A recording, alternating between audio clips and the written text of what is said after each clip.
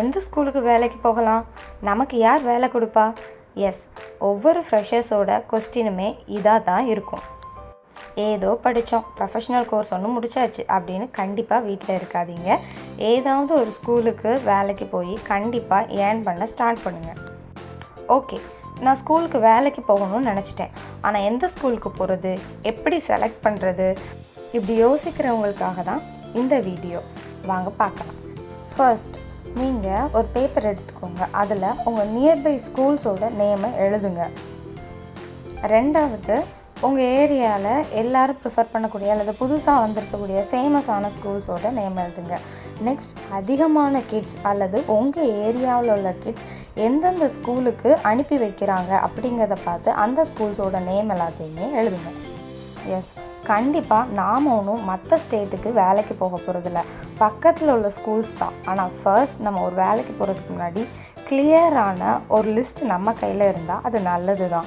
அப்போ தான் அந்த ஸ்கூல்ஸை பற்றி நம்ம யோசிக்க ஆரம்பிப்போம். செகண்ட், லிஸ்ட் எடுத்ததுக்கப்புறம் என்ன பண்ணுறது? இப்போது நெக்ஸ்ட்டு லிஸ்ட்டாக உங்களுக்கு எவ்வளவு சேல்ரி வேணும், நீங்கள் எவ்வளவு சேல்ரி எதிர்பார்க்குறீங்க அப்படிங்கிறத எழுதி வச்சுக்கோங்க. தென் டைமிங், எந்த நேரத்துலேருந்து எந்த நேரம் வரைக்கும், ஒரு டேயில் எந்த மாதிரி நீங்கள் விரும்புகிறீங்க அப்படிங்கிறத எழுதிக்கோங்க.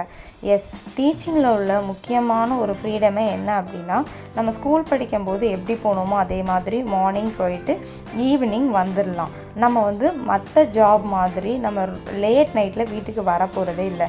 இதுதான் அதில் இருக்கக்கூடிய ஒரு ப்ளஸ் பாயிண்ட். பட் இதை நீங்கள் யோசிக்காமல் விட்டுறாதீங்க. இப்போ நிறைய ப்ரைவேட் ஸ்கூல்ஸில் ரொம்ப லேட்டாக அனுப்புகிறாங்க comparing to other schools.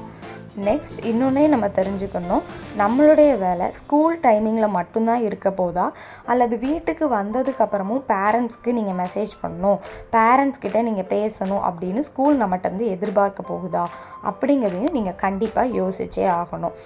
Next, ஏதோ ஒரு ஸ்கூலுக்கு வேலைக்கு போவோம், சேல்ரி வாங்குவோம் அப்படின்னு சூஸ் பண்ணாதீங்க.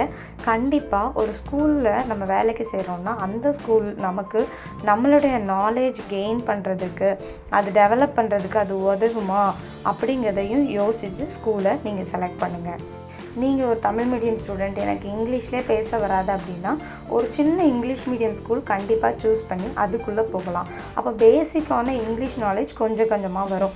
இல்லை எனக்கு தெரியும், என்னால் இங்கிலீஷில் கிளாஸ் எடுக்க முடியும், ஆனால் ஒரு ஸ்டாண்டர்டான ஒரு ஸ்கூலிங்கை நான் பார்க்கணும் அப்படிங்கும்போது உங்கள் ஏரியாலே நல்ல ஃபேமஸாக ஸ்ட்ரிக்டாக இருக்கக்கூடிய, உங்களால் கிராக் பண்ண முடிய இன்டர்வியூ இருக்கக்கூடிய ஒரு ஸ்கூலுக்கு நீங்கள் தாராளமாக போகலாம். அங்கே உங்களால் நீங்கள் 9th 10th எடுக்க முடியலை அப்படின்னாலும் சின்ன கிளாஸஸ்லேருந்து கூட ட்ரை பண்ணலாம். அப்படிங்கும்போது ஒரு டீச்சராக ஒரு நல்ல ஸ்ட்ரக்சர் வச்சுருக்கக்கூடிய ஸ்கூலில் எப்படி ஒர்க் பண்ணணும், அங்கே இருக்க எத்திக்ஸ் எப்படி இருக்குது, அட்மாஸ்ஃபியர் எப்படி இருக்குது, டீச்சிங்கில் டீச் பண்ணுறதை தவிர class room management, school management, இப்படி எல்லாத்தையுமே நீங்கள் அங்கே கற்றுக்க முடியும்.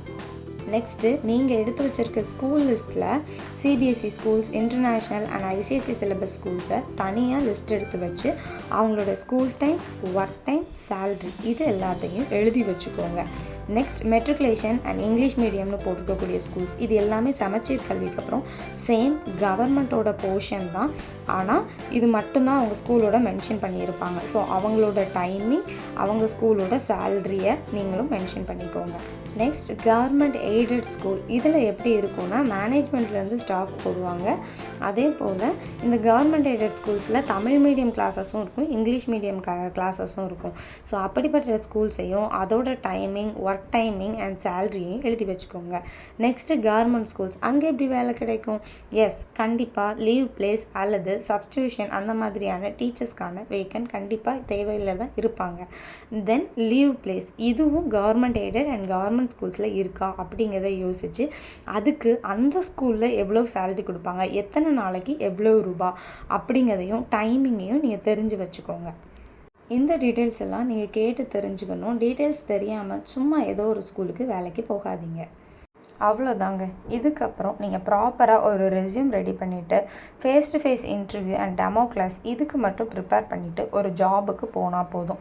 அது ரிலேட்டடான வீடியோஸும் இனி கண்டினியூஸாக நம்ம சேனலில் வரும். நெக்ஸ்ட் வீடியோஸை நீங்கள் யூஸ் பண்ணிக்கோங்க.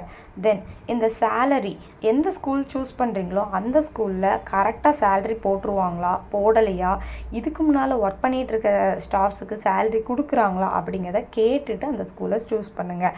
அதே போல் டைமிங், எல்லா வேலையும் கஷ்டம்தான். ஸ்கூலில் அது நம்ம சர்வீஸ் இண்டஸ்ட்ரிங்கிறதுனால நிறைய ஸ்கூல்ஸில் சொல்லுவாங்க, நீங்கள் இந்த பர்ஃபெக்ட் டைமில் போகணும் அப்படிங்கிறத எதிர்பார்க்காதீங்க, இவ்வளோ டைம் ஒர்க் பண்ணுங்கள், எக்ஸ்ட்ரா எங்களுக்கு கொடுங்க, ஒரு ப்ரோக்ராம் வருதுன்னா கொஞ்சம் டைம் கொடுங்க, இங்கேருந்து ஒர்க் பண்ணிட்டு போங்க அப்படின்லாம் சொல்லுவாங்க.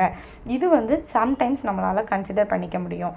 ஆனால் அந்த ரிஸ்க்கை எடுக்காததும் உங்கள் கையில் தான் இருக்குது. அதே போல் வீட்டுக்கு வந்ததுக்கப்புறம் பேரண்ட்ஸுக்கு இதெல்லாம் ரிப்போர்ட் பண்ணணும், பேரண்ட்ஸ் கால் பண்ணால் அட்டன் பண்ணணும். இந்த மாதிரியான ஒர்க் சில ஸ்கூலில் இருக்கும். சில ஸ்கூல் மேனேஜ்மெண்ட் பேரண்ட்ஸையும் டீச்சர்ஸையும் இந்த மாதிரி டே டு டே லைஃப்பில் இன்ட்ராக்ட் பண்ண விட மாட்டாங்க. அப்படிப்பட்ட ஸ்கூல்ஸ் நமக்கு சேஃபாக இருக்கும். இல்லை டெய்லி நீங்கள் ரிப்போர்ட் பண்ணிகிட்டு இருக்கணும் அப்படின்னா ஸ்கூல் டைமையும் தாண்டி நீங்கள் வீட்டில் ஒர்க் பண்ணுற மாதிரி இருக்கும். அப்படி ஒர்க் பண்ணனா கண்டிப்பாக அதுக்கும் அவங்க ஏற்ற சேலரி கொடுக்குறாங்களா அப்படிங்கிறத யோசிச்சுக்கோங்க. இந்த வீடியோ யூஸ்ஃபுல்லாக இருக்கும்னு நம்புகிறேன். வேறு டவுட்ஸ் இருந்தால் கமெண்ட் பண்ணுங்கள், ஆன்சர் பண்ணுறேன்.